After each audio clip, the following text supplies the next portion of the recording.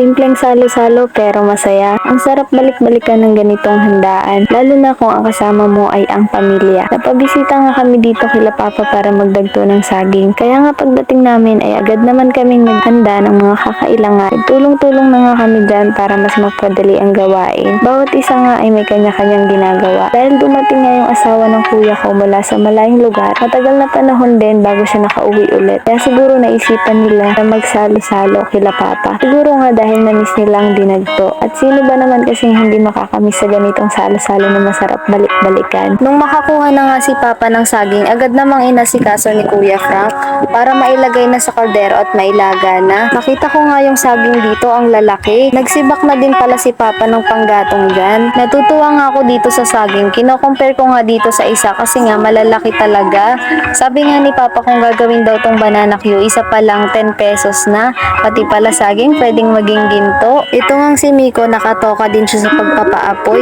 Anak pala siya ng isa ko ding ate. Akala ko nga hindi siya marunong magparikit kasi hindi niya naman ito gawain. Baby pa kasi ng ate ko. Nagulat nga ako sa wakas na paapoy niya din. Ito nga si Kuya Frank, inaalis niya na muna lahat ng saging sa buhig para mamaya ay lagay na lang siya ng lagay sa kaldero. Ito namang si Papa agad na ding nagsungkit ng buko para sa dinagto. Ang kinuha nga niya dyan ay yung hindi pagaanong matigas. Tawag nun sa amin ay lokarin. Kung matigas na kasi ang gagamitin, baka ang kalabasan nun buo-buo. Maganda na nga ang lingas ng apoy dito kaya agad nang isinalang ni Kuya Frank itong saging. Syempre tinubigan na din namin, baka kasi masunog kung walang sabaw. At binalatan na din ni Papa itong buko. Ang saya nga ni Papa dyan, nakita ko yung ngiti niya habang ini-edit ko to. Ang sarap nang makakita ng tunay ng ngiti ng isang magulang. Alam kong masaya siya dyan dahil nga nabisita na naman siya ng mga anak niya. Minsan lang kasi ito mangyari. Habang pinapanood ko nga si Papa na nagbabalat ng buko, bigla akong napaisip, grabe no, ang galing ni Lord kasi meron tayong yaman tulad ng mga ganitong produkto. Basta magtanim ka lang ay hindi ka magugutuman.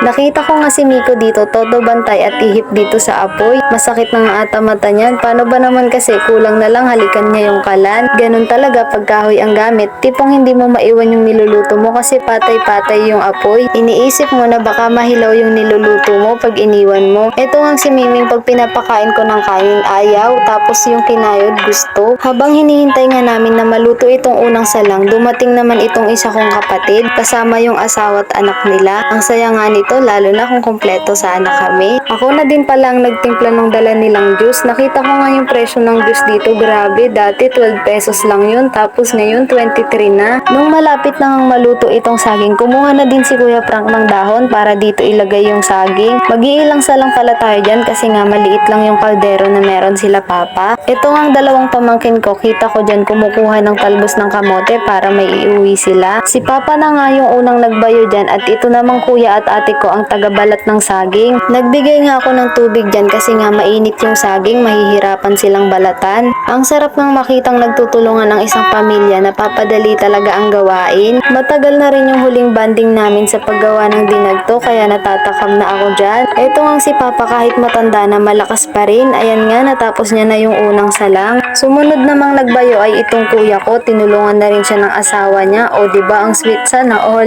Sinundo na din pala ng pamangkin ko itong mga kapatid ko galing school. Ayan, tapos na yung pangalawang salang kaya sumunod naman itong si Miko. Ready ko na nga din pala itong iuuwi ng kuya ko, pasalubong nila sa hindi nakasama. Tapos nga ng mahabang panahon, ay oras pala, ginabi na kami dyan. Kumain din kami, ito nga nalibang pa kami sa pag-picture dyan. Kabanding ni Papa, tipong maiisip mo na lang darating ang araw, lahat ng ito ay magsisilbing alaala na lang. Kaya nga minsan sinusulit na natin, tipong wala nang mapaglagyan ng tuwa na parang wala nang hihigit pa sa tuwang mararamdaman mo pag ang kasama mo ay ang iyong mga magulang.